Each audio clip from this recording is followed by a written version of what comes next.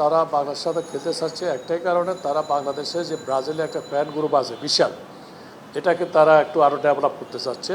গতকালকে ব্রাজিলের টিমের মূল টিমের যে operation manager, operation marketing manager, ওদের ন্যাশনাল টিমের ম্যানেজার, টেকনিক্যাল ম্যানেজার, ওদের 5 জন প্রতিনিধি আসছিল, যেটা ওদের management decision maker Brazil national টিমে।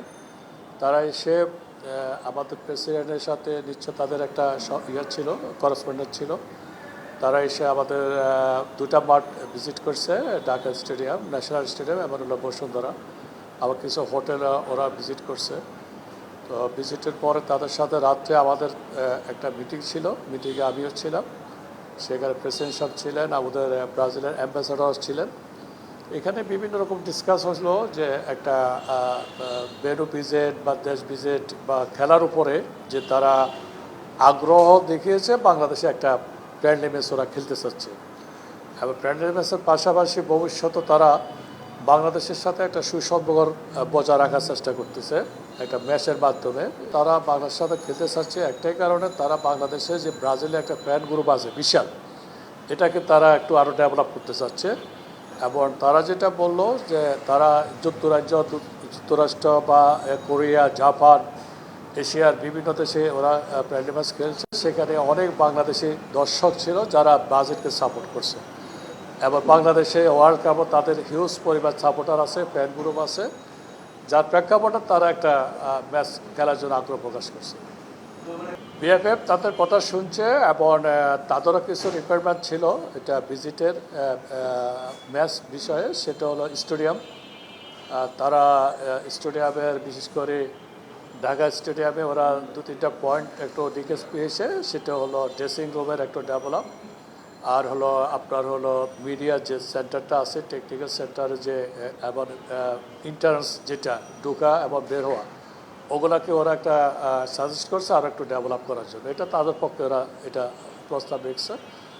এবং আমরা বাংলাদেশ ফুটবল ফেডারেশন প্রেসিডেন্ট যেহেতু সরাসরি তাদের সাথে বসছেন, মিটিং করছেন, সেখানে আপনারা জানেন তাদের আগ্রহটা অনেক বেশি এবং পজিটিভ।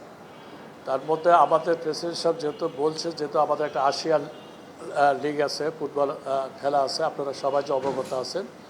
যদিও আমরা ওটা টেন্টেটিভ এখন একটা শিডিউল পেয়েছি, বাট ফাইনালি এখন ড্র আমরা এখন ফিফার থেকে ওরকম কিছু পাইনি। তো সেখানেও আমাদের একটা ডেট বা টাইমিং সব কিছু মিলেই আমাদেরও কিছু প্রবলেম নিয়ে আলোচনা হয়েছে। তো লাস্ট মোমেন্টে একটা সিদ্ধান্ত আমরা তাদেরকে জানাইছি, যেহেতু আমরা আসিয়ানে খেলবো, তো সব কিছু মিলে তারা স্যাটিসফাইড অলরেডি এবং তারা খেলার জন্য। এবং তারাও বলছে যে আমাদের কথাগুলো তারা ওই তাদের দেশে ফুটবল ফেডারেশনের সাথে, ব্রাজিল ফুটবল ফেডারেশনের সাথে তারা ডিসকাস করে তারাও আমাদেরকে একটা রেজাল্ট দেবে। তবে তারা আশাবাদী খেলার জন্য, আর তাদের সমস্যাগুলো তুলে ধরলো, সেটাও আমরা অলরেডি কাজ শুরু করছে। আর সব কিছু মিলে একটা পজিটিভ সাইড, যদি আমরা রাজি হই।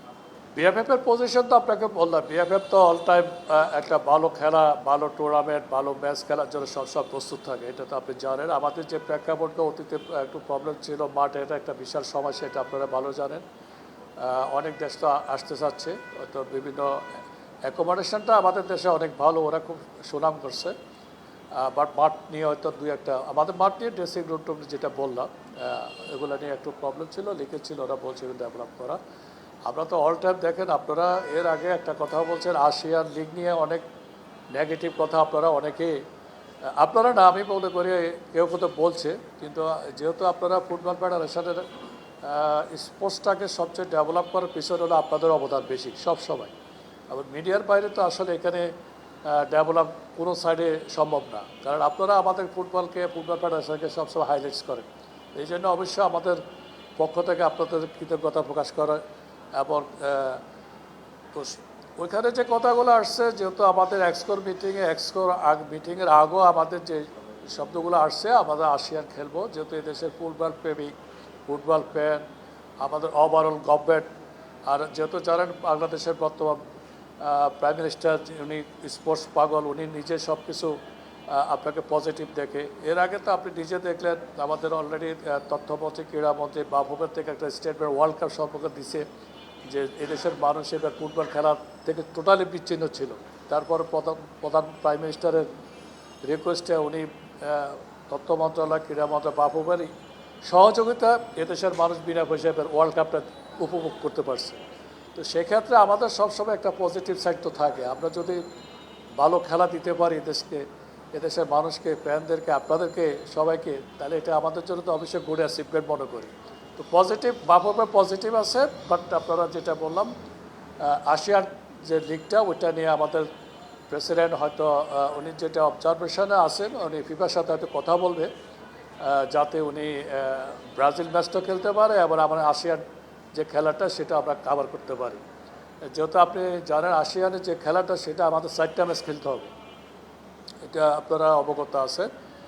আমরা যে গ্রুপে আছে বাংলাদেশ, সিঙ্গাপুর, মালয়েশিয়া, ইন্দোনেশিয়া, এরপর আবার বি গ্রুপে যারা আছে হংকং, ফিলিপাইন, ওইখানে কিন্তু একটা সিস্টেম আছে, চ্যাম্পিয়নের সাথে খেলতে হবে, রানার্সের সাথে খেলতে হবে, ফোর্থ পজিশনও খেলতে হবে, থার্ড পজিশনও খেলতে হবে। এই জন্য আমাদের ম্যাচটা 4টা পড়ে গেছে।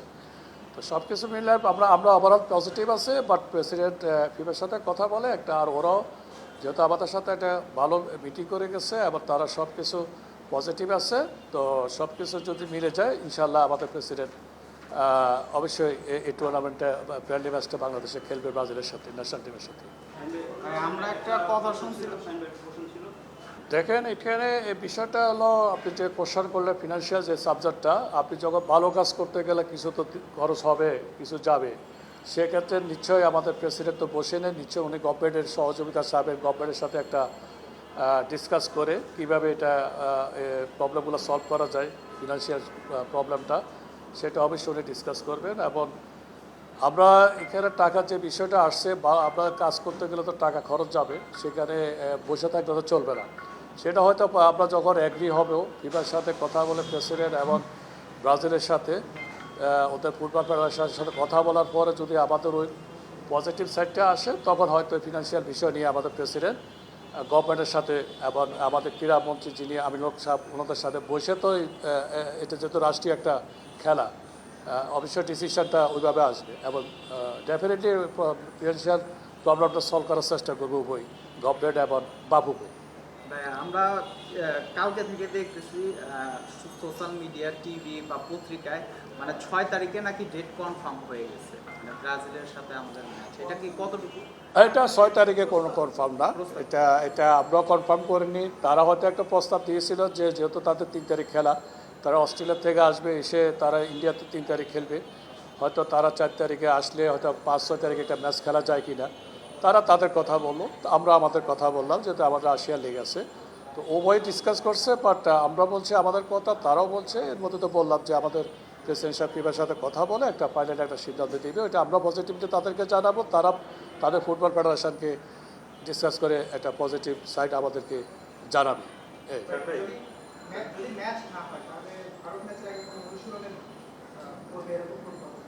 অনুশীলনের প্রস্তাবটা তারা দেয়নি, ডিসকাস করেনি তারা অনুশীলনের প্রস্তাব। তারা বলছে যদি ওরা একটা ফ্রেন্ডলি ম্যাচ খেলুক বা না খেলুক, বাট ওরা বাংলাদেশের সাথে একটা সুসম্পর্ক রাখতে চাচ্ছে। আবার বাফুফের সাথে, বিশেষ করে বাফুফের ভবিষ্যতে মাঠ কনস্ট্রাকশন, রিপেয়ারিং বলেন, টেকনিক্যাল যে সাইটগুলো আছে বাফুফের ফুটবলের সাথে, এবং টোটাল টেকনিক্যাল সাইটগুলো ওরা সহযোগিতা করবে, এটা তারা আশ্বস্ত করে গেলে যে আমরা অবশ্যই বাফুফের সাথে ওরা কাজ করতে আগ্রহী এই ভবিষ্যতে।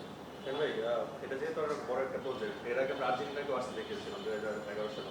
তো আসলে এই বড় বড় দলগুলো এনে বাংলাদেশ ফুটবলে আসলে ব্যবসা কি অ্যাড করতে পারে, বা মানে ফুটবলের ইম্প্যাক্টটা কি হতে পারে এই খেলাটা? হ্যাঁ, ধন্যবাদ আপনাকে। আপনি নিজেও বোঝেন, ভালো খেলা খেললে সবাই তখন আগ্রহ দেখায়। আপনারা আমাদের যখন বাংলাদেশের ফুটবলের মান আপনারা বিগত সনে দেখেছেন, বাট আমাদের সংসদ আসার পরে আমাদের প্রেসিডেন্ট তাবিদ মোহাম্মদ আউয়ালের সংসদে যখন আমরা আসছি, কিছু খেলা তো আমরা খেলছি ইন্টারন্যাশনালি। এবার আমরা যে বিদেশি যে প্লেয়ারগুলো নিয়ে আসছে, হামজা থেকে শ্রমিক থেকে শুরু করে, সেক্ষেত্রে যে ওরা ওদের কারণে হোক, যেভাবে হোক, আমরা একটা ফুটবলের গণজাগরণ কিন্তু বাংলাদেশে আসছে, এটা তো সত্যি। তো যার প্রেক্ষাপটে আপনারা দেখেন টিকিট সেল আমরা কিন্তু 20 মিনিট 30 মিনিট টিকিট সেলিংয়ের টাইমে টিকিট অলরেডি সোল্ড আউট হয়ে যায়।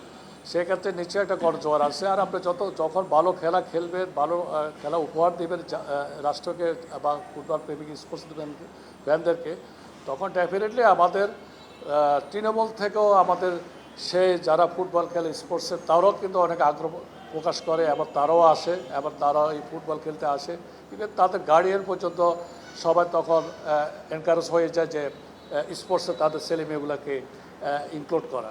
তো সেক্ষেত্রে সবার জন্য পজিটিভ, এটা শুধু বাফুফে না, বাফুফে তো একটা জাস্ট একটা ইনস্টিটিউট। তো আমরা চেষ্টা করতেছি আপনাদেরকে বা ফুটবল বা যারা ভালোবাসে তাদেরকে আমরা একটা জায়গা নিয়ে পৌঁছায় দিতে এবং যাতে কিছু দিতে পারি, ভালো কিছু, যাতে তারা এনকারেজ হয়ে ফুটবলে আসতে পারে, এটাই আমাদের মূল টার্গেট। আপনি যেটা বললেন ওদের কোনো কন্ডিশন ছিল না, ওদের কোনো কন্ডিশন দেয়নি, ওরা ভিজিট করার পর ওরা পজিটিভ সাইড ছিল। আর লিকেজ যে প্রবলেমগুলো ছিল সেটা আমি তো বলছি যে ড্রেসিং রুম, মাঠে ঢোকার যে ইন্টারেস্টটা, আউট টেকনিক্যাল যে কিছু সাইড আছে ওগুলো ওরা বলছে একটু অ্যাডভাইস করেছে ডেভেলপ করার জন্য। আর ওদের কোনো কন্ডিশন ছিল না, ওরা এমনি বললো ডিসকাসের মিটিংয়ে যেটা ছিল সেটা হলো যে তাদের বহরের মধ্যে অনেক থাকে, তাদের টিম ছাড়া তাদের 90 জন লোক থাকে টিমের বাইরে, এবং প্রতিটা প্লেয়ারদের জন্য ওদের আলাদা সার্ভিস প্যান, যেটা আমরা হয়তো ইংলিশে বলতে বুচার বলেন, মুসি বলেন, যারা ক্লিন করে পরিষ্কার করে, এটা তো তাদের টোটালি হলো তাদের ডিসকাস হলো প্রতিটা প্লেয়ারের জন্য আলাদা আলাদা লোক থাকে, হ্যাঁ, কম্বাইন্ড কেউ না। তো সেক্ষেত্রে ওরা ডিসকাস এগুলো করলো যে আমাদের বহরটা অনেক বড় ওদের, এটা যেহেতু ওয়ার্ল্ড কাপ খেলে তারা ব্রাজিল মতো একটা টিম, তাদের হিউজ লোক থাকতে পারে, এটাই স্বাভাবিক।